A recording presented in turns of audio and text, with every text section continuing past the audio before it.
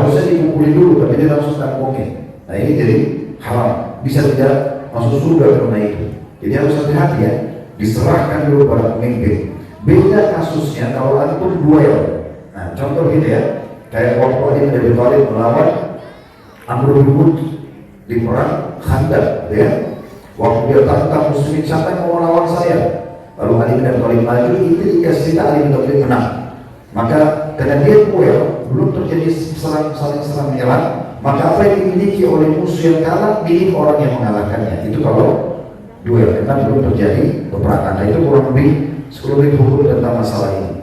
Baik, selanjutnya teman-teman sekalian, yang keenam adalah keutamaan keyakinan dalam Islam. Nah di sini tadi sudah kita singgung sebenarnya yang globalnya, tetapi saya ingin menitikberatkan memang fondasi agama kita itu keyakinan, teman-teman.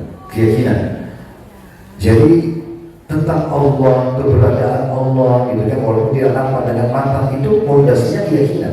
Karena kalau tidak, kita nggak bisa berjalan untuk menjalankan keimanan kita itu. Tandanya kita jalankan syariat, fondasinya keyakinan.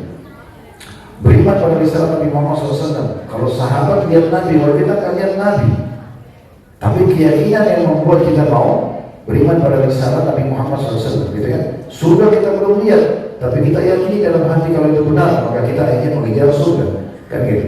Kita yakin bahwasanya amal soleh yang kita kerjakan akan dibalas oleh Allah SWT, maka itu akan membuat kita jadi semangat untuk mengerjakannya. Maka ada dalam riwayat yang lain disebutkan oleh Imam Muslim, kata Nabi SAW, "Qad aflaha man aslama wa ruzika kafafan wa qanna'ahu Allah bima ata." Sungguh telah beruntung. Manaqib tadi yang ringkas poin-poinnya, kita masuk sesi terakhir kita tentang masalah durus wal ibar ataupun belajar.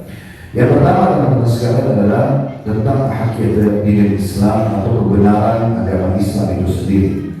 Kenapa kita jadikan sebagai pelajaran? Karena kisah-kisah seperti ini dari seorang yang kafir kemudian berusaha untuk membunuh Nabi SAW, kemudian terjadilah kejadian besar yang membuat dia tenggelam dari kaki kudanya, akhirnya dia percaya, dia minta surat jaminan. Kemudian berjalannya kisah yang panjang lebar tadi kita ceritakan dari hijrah ke Madinah, walaupun masih panjang yang belum kita sampaikan, karena episode sejarah Nabi yang kita sampaikan di YouTube itu bisa 40 lebih episode, tapi episode bisa 2 jam lebih, maka itu cukup panjang kalau diceritakan. Tapi semua yang tentang sejarah panjang lebar ini, tadinya Nabi SAW ditolak di Mekah, akhirnya beliau 13 tahun dan 10 tahun di Madinah, semuanya dengan kekuatan sampai beliau wafat dalam kondisi seluruh jazirah Arab sudah masuk Islam. Ini menandakan agama ini benar dan pasti akan tersampaikan di seluruh muka bumi ini. Kita akan coba ditiberatkan poin ini supaya kita semua teman-teman sekalian sebagai seorang muslim tidak boleh ragu dengan kebenaran agama kita ini. Apakah kita lahir dalam keadaan Islam atau malah kita mendapatkan hidayah Islam jadi mu'alaf setelah kita dewasa. Allah mengatakan wala tamutunna illa wa antum, yaitu pada saat Nabi SAW sudah memberikan surat jaminan kepada Suraka dari Abu Bakar, dan sebelum Suraka meninggalkan Nabi SAW, maka Nabi SAW mengatakan, wahai Suraka, bagaimana kira-kira perasaanmu kalau seandainya di kedua tanganmu ada gelangnya Kisra? Kisra ini raja yang paling kuat di masa itu, ya. Maksudnya kekuasaannya akan hancur dan kau yang pakai tanda kekuasaannya itu. Bukan kau jadi raja, tapi kau akan dapat gelangnya. Itu merupakan barang kebanggaan bagi Raja Kisra pada saat itu. Dan waktu itu namanya dalam bahasa Arab Ansiwan, gitu ya. Maka berkata Rasulullah bin Malik, Kisra, ahli Siwan, Kisra yang sekarang berkuasa ini, yang kuat itu. Kata Nabi SAW, ya. Maka Suraka berpegang pada itu. Tetapi waktu pembebasan kota Mekah, beliau tidak menuntut itu. Suraka juga sudah lupain janji Nabi SAW itu. Beliau sudah tidak pikir lagi. Beliau cuma pikir bagaimana saya dapat jaminan supaya saya tidak termasuk orang yang dihukum mati kalaupun ada proses hukum mati tersebut, ya. Beberapa bulan setelah itu, setelah masuk Islamnya Suraka, dia masuk Islam cuma beberapa bulan, Rasulullah SAW wafat. Ruh beliau yang suci berserah kepada Sang Pencipta, kata penulisnya. Hal itu membuat Suraka sangat sedih. Dia duduk sambil mengingat-ingat hari di mana dia keluar di belakang Nabi SAW untuk membunuhnya demi selamat Tahun silih berganti hingga tempuk kekhalifahan dipegang oleh Umar bin Khattab radhiyallahu anhu. Sementara keadaan Suraka tidak banyak disebutkan apakah dia ikut kiprah dalam peperangan sama Abu Bakar, itu tidak disebutkan satupun riwayat. Di masa Umar pun banyak ekspansi pasukan Islam, Suraka tidak disebutkan ikut dalam peperangan tersebut, entah kenapa. Dan kondisi beliau secara ekonomi memang orang yang tidak mampu. Pasukannya, maksudnya pasukan Umar bin Khattab ya, waktu beliau mulai memegang tampuk kekhalifahan, pasukannya berhasil menghancurkan singasana kekafiran dan menggebrak benteng-benteng serta mendapatkan sejumlah harta rampasan perang. Hingga pada masanya pula jatuhlah kekuatan Persia dan Romawi. Lalu para utusan Sa'ad bin Abi Waqqas, ini panglima Umar bin Khattab yang menyerang Persia dengan 30.000 pasukan. Ini terjadi di tahun 15 Hijriah. Jadi Umar bin Khattab dinobatkan jadi khalifah tahun sesungguhnya aku berlindung kepadamu, jangan sampai hal ini, maksudnya harta ini menjadi sebab makarmu terhadap umat. Kemudian ia membaca firman Allah Subhanahu wa taala dalam surah Al-Mu'minun ayat 55 sampai 56, ayahsabuna annama numidduhum bihi min malin wa banin nusari'u lahum fil khairat bal la yash'urun. Apakah mereka mengira bahwasanya harta dan anak-anak yang kami berikan kepada mereka itu berarti bahwa kami segera memberikan kebaikan-kebaikan kepada mereka? Tanda tanya, tidak. Sebenarnya mereka tidak sadar. Ayat ini turun sebenarnya menegur banyak orang berpikir kalau dia kufur kepada Allah, dia maksiat kepada Allah dan melimpah harta, oh berarti itu kebaikan yang diberikan. Bukan. Allah Subhanahu wa taala justru menghabiskan balasannya di dunia agar mereka tidak dapat di akhirat.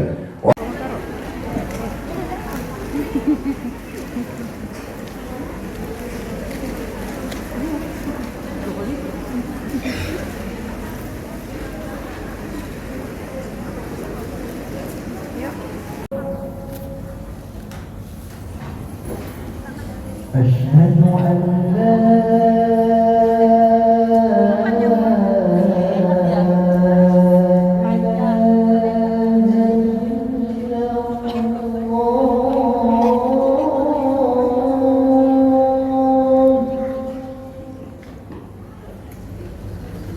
أشهد أن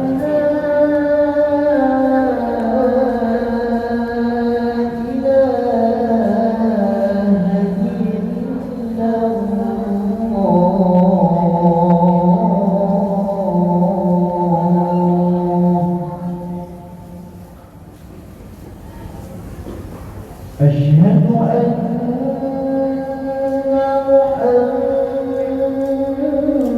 محمدا رسول الله.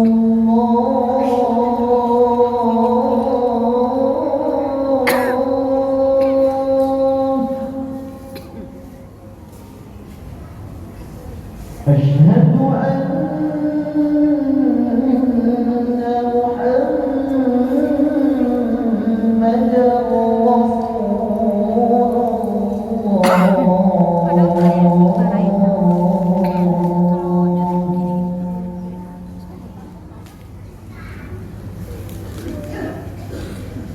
حي على حي على